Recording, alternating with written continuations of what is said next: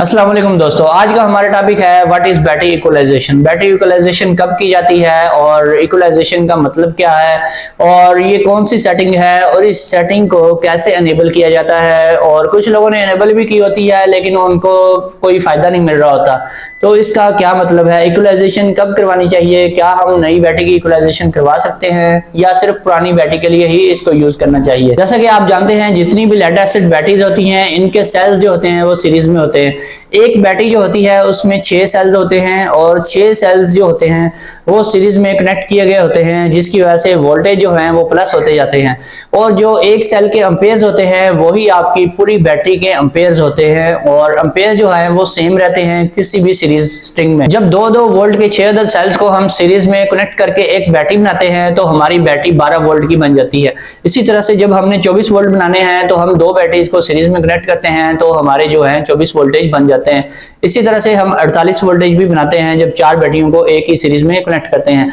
अब मसला ये आता है जब सीरीज में ये सेल्स कनेक्टेड होते हैं तो इसमें कुछ जो सेल्स होते हैं चार्जिंग के दौरान वो अपनी जो वोल्टेज है वो अपनी ग्रेविटी पूरी कर लेते हैं और कुछ जो सेल्स होते हैं वो वीक होते हैं और उनके वोल्टेज पूरे नहीं होते, उनकी ग्रेविटी पूरी नहीं होती। जब किसी सेल की ग्रेविटी पूरी हो जाती है तो उसके वोल्टेज भी पूरे हो जाते हैं।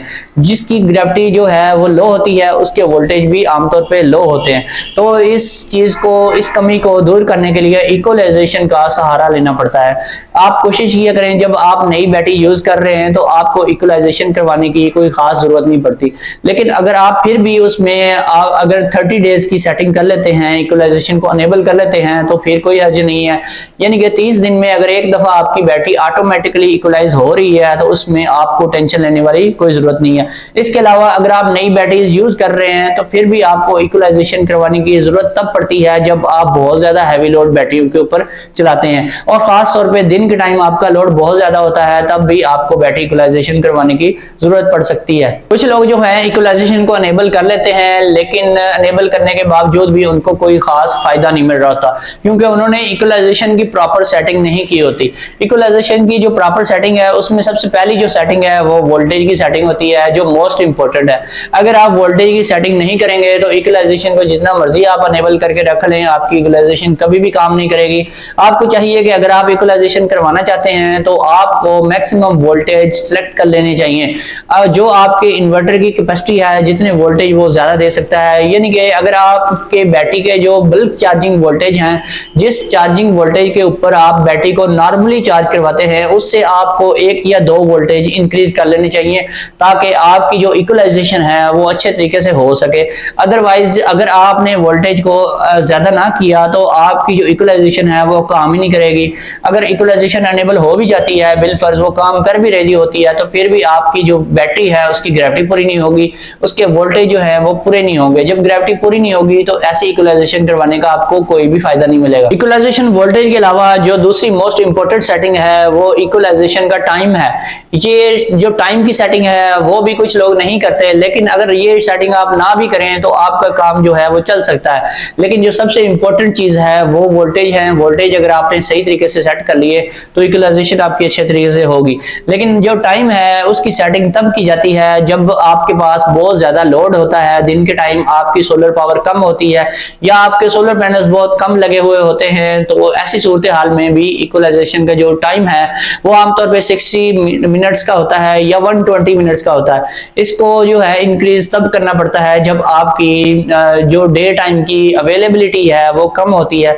यानी कि अगर सर्दियों के दिन है या फिर बादल रहते हैं सारा दिन या आपके सोलर पैनल कम है तो आपको जो ये टाइम है ये आपको डबल या ट्रिपल कर लेना चाहिए ताकि आपको मैक्सिमम टाइम आपकी इक्वलाइजेशन हो सके। इसके अलावा अगर आपने बहुत बड़ी बड़ी बैटरियां लगाई हुई हैं तो फिर भी आपको जो इक्वलाइजेशन टाइम है वो भी आप इंक्रीज कर सकते हैं। अदरवाइज छोटी बैटरियों के लिए ये टाइम जो है ये बढ़ाना नहीं चाहिए। इसके अलावा जो इसके बाद इंपॉर्टेंट चीज है वो है डेज की सेटिंग, यानी कितने दिन के बाद इक्वलाइजेशन को ऑटोमेटिकली एनेबल होना चाहिए। ये आमतौर पर जो डिफॉल्ट वैल्यू है वो 30 डी की होती है, यानी कि 30 दिन के बाद इक्वलाइजेशन ऑटोमेटिकली एनेबल हो जाती है।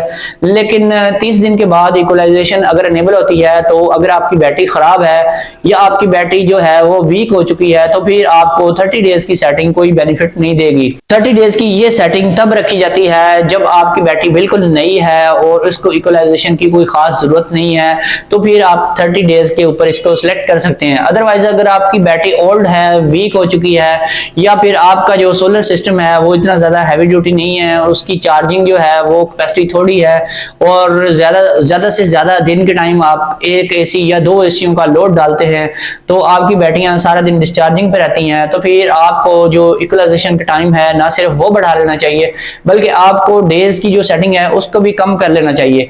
फिर आप इसको 15 डेज में भी कर सकते हैं और इसको 10 डेज के ऊपर भी सिलेक्ट कर सकते हैं। इसी तरह से जो इसके बाद जो सेटिंग आती है वो है इक्वलाइजेशन को अनेबल करने की इमीडिएटली। अगर आप चाहते हैं कि क्विकली आपकी इनेबल हो जाए, फौरन इनेबल हो जाए, तो आप इसको अनेबल वहां से करवा सकते हैं। लेकिन इसका कोई खास फायदा नहीं है, क्योंकि अगर आप इसको नॉर्मल रूटीन के मुताबिक ही रखेंगे तो इसको एडीएस पे रखें, यानी कि इसको डिसेबल ही रखें, ताकि ये आपकी एक रूटीन के मुताबिक ही अनेबल होती रहे। जैसे ही आपके डेज पूरे होंगे, अगर आपने 10 डेज सेलेक्ट किए हुए हैं, तो 10 दिनों के बाद ऑटोमेटिकली आपकी इक्वलाइजेशन अनेबल हो जाएगी और स्क्रीन पर E9 लिखा हुआ आ जाएगा। अगर आप चाहते हैं कि अभी से अनेबल हो जाए, तो फिर इसको एडीएस की बजाय AEN सेलेक्ट कर लें, तो ये अनेबल हो जाएगी फौरन, और आपकी जो बैटरी है अभी से वो इक्वलाइज होनी स्टार्ट हो जाएगी, अगर आपके पास चार्जिंग सोर्स अवेलेबल हो।